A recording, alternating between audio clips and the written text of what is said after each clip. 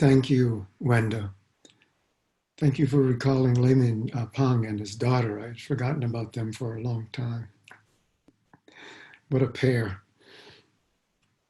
And for your reminiscence of Zen Master Sung Song, that enlightenment and compassion are not two. They are the same. That's a very deep teaching. So thank you for your talk. And does anyone have a question?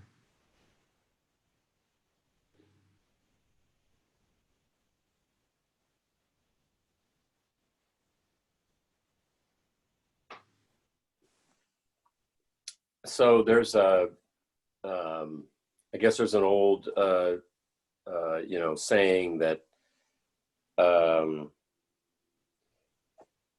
each thing one by one is complete, and each thing one by one already has it. And if that's true, then why are these kongans, or some of these kongans, so difficult? Yes. When a kongang is difficult, that's the same thing as meeting an obstacle in any department, any part of your life. You know, why do difficult situations appear, and when they appear, what can we do? So that's what you're faced with in an interview is a what do I do now situation. What can I say? You know, how can I respond to this? So originally, everything is complete, and this world lacks absolutely nothing. It is our minds that make things complicated. So it's sometimes said, Zen takes a complicated mind and makes it simple. And I'm sure that you and everyone else who have engaged in Kongan practice have found that to be the case over and over again. You know, when you finally break through one of these difficult questions, you say, oh my God, it's so simple, of course. It's almost as if it's obvious. And you feel both delighted that you've seen this and a little bit embarrassed that it took you so long. And this is a process I certainly have been through for many, many years, and I'm still going through now, and that I'm sure all of you have experienced.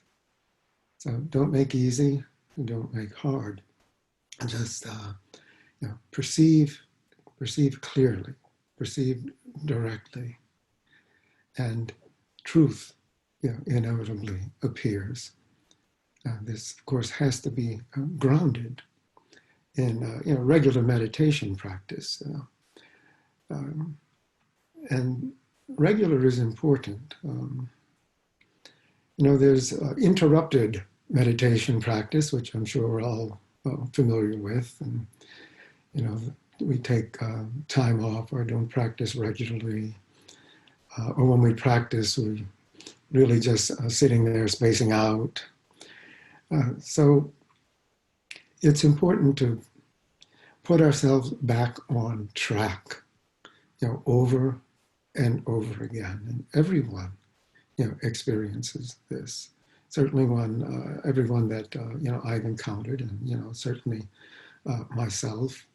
And, I think it reasonable to assume that everyone throughout history who has ever engaged in this practice, except maybe Shakyamuni Buddha himself, who knows, maybe he too, had these lapses, those maybe are not recorded in the tradition. So always return, return to zero, return to one, over and over again. And that way we're doing our best. And who could ask for more than that? So thank you for your question. Are there any other questions? I have somewhat of a follow-up.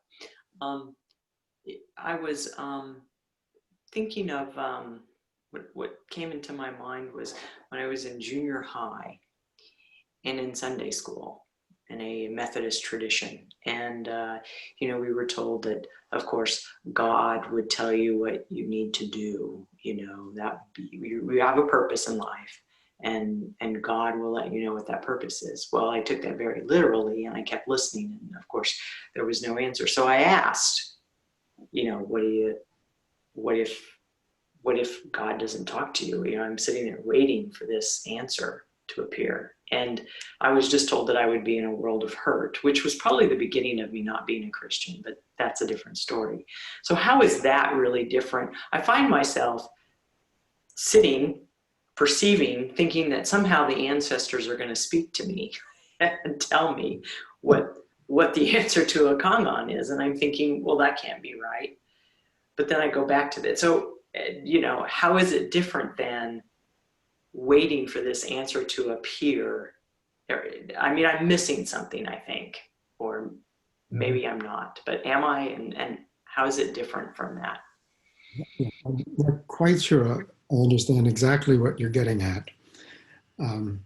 But I like the idea very much of the ancestors appearing and talking to you. It's actually as if you're walking along and you think you're alone.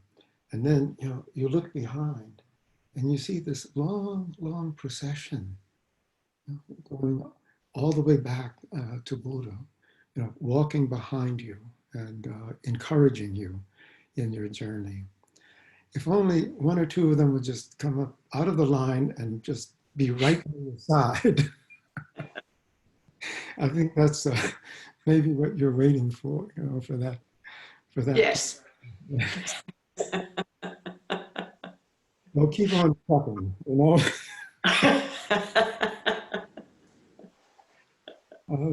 I have that feeling very strongly myself that somehow, you know, yeah, nothing good on my part. I became immersed in a very rich tradition, and that all of the ancestors, they're still there. They're still here, with us, teaching us. Where else would they go?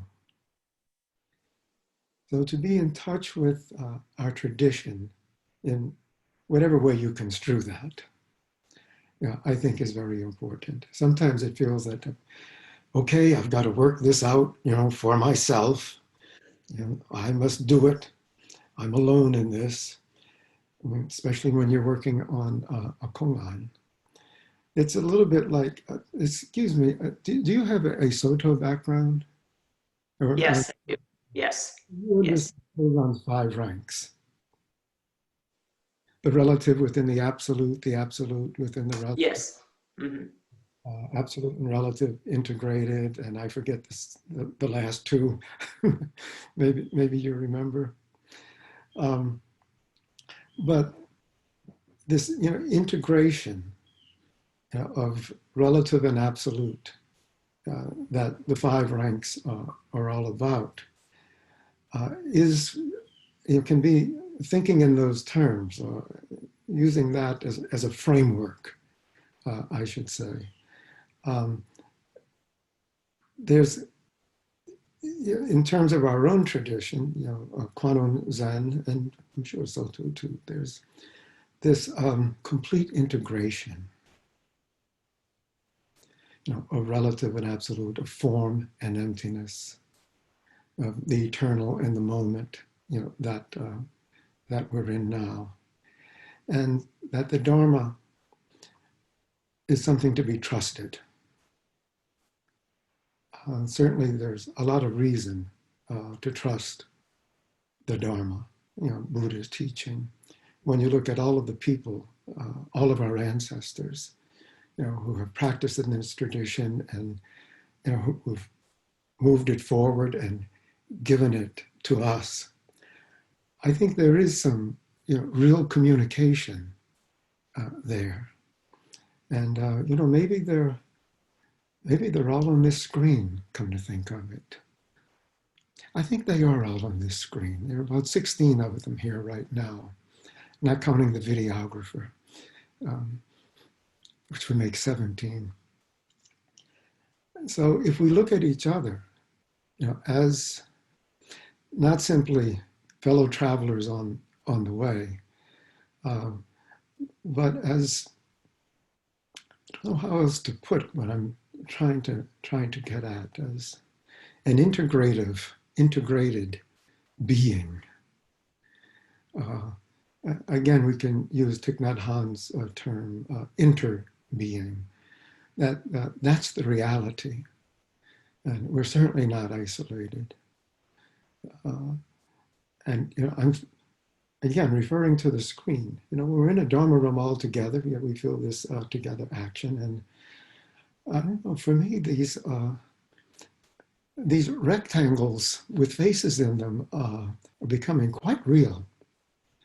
And I feel there is, definite communication, especially in gallery view. Maybe not so much if you see spotlight and one person, but there's a kind of intimacy, that I think is being achieved at this during this sort of practice. And maybe that's the sort of communication from the ancestors that we're hoping for, kind of beyond time and space. So I don't know if I've made any sense at all, but I really do appreciate your question. Anything else?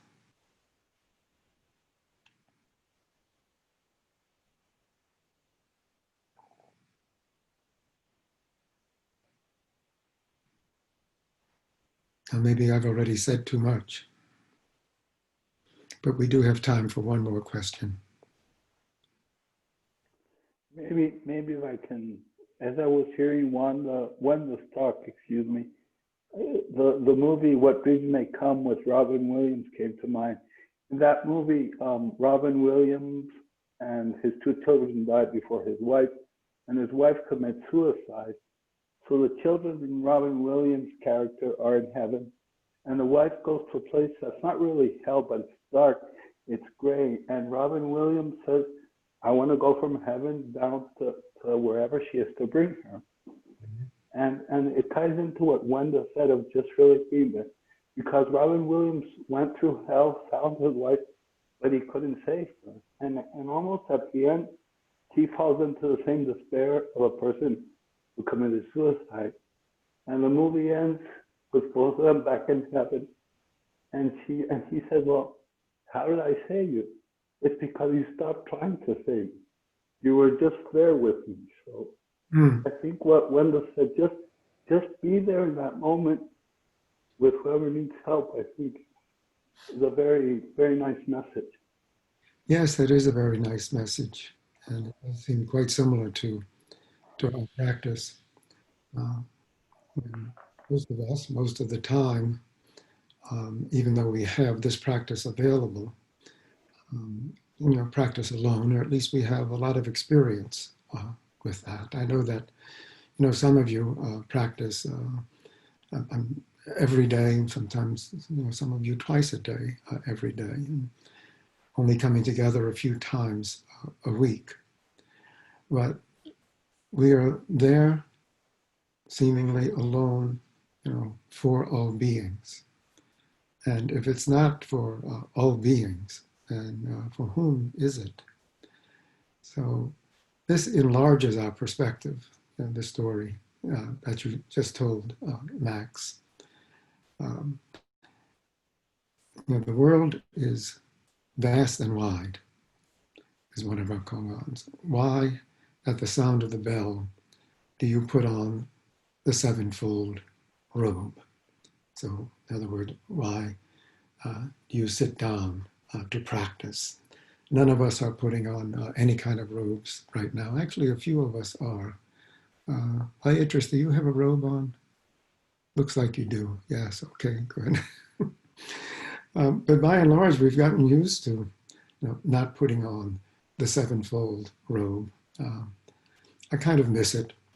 But more important than putting on the robe is simply this ongoing commitment to practice that we have, to opening our minds to the entire constellation of beings that is, the universe in its purity.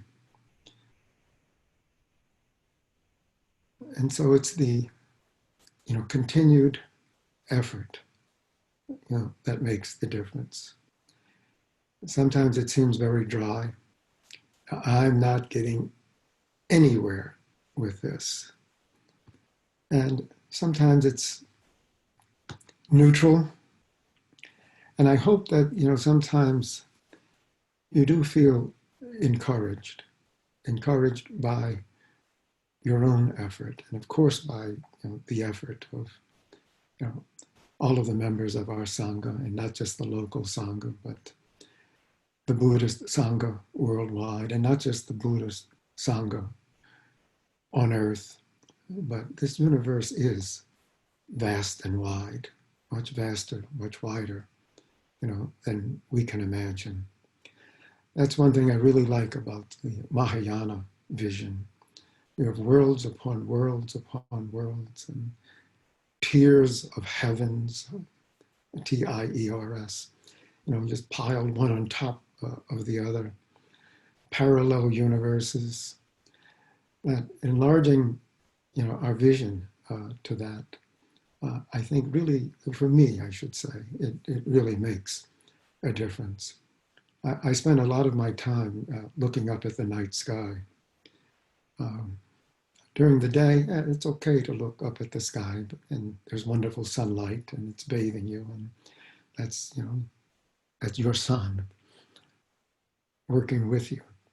But the night sky opens up to the vast universe, not just the solar system, but all of the stars, all of the galaxies.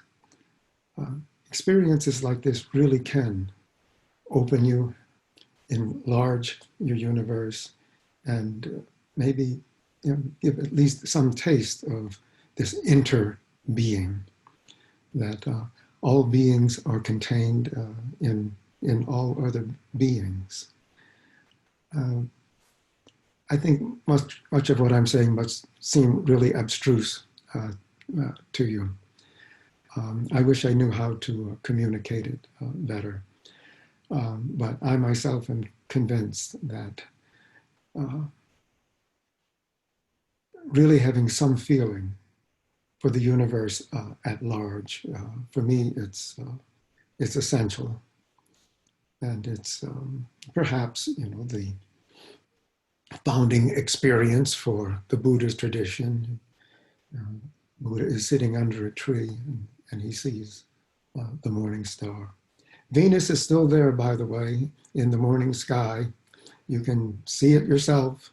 It's getting kind of low now. It's going into conjunction with the sun pretty soon. If you can't get up early in the morning to see it, in the evening, you can see Jupiter and Saturn and Mars and all sorts of bright stars. So I hope we all keep our minds vast and open. Thank you all very much. Thank you. So we will return to sitting.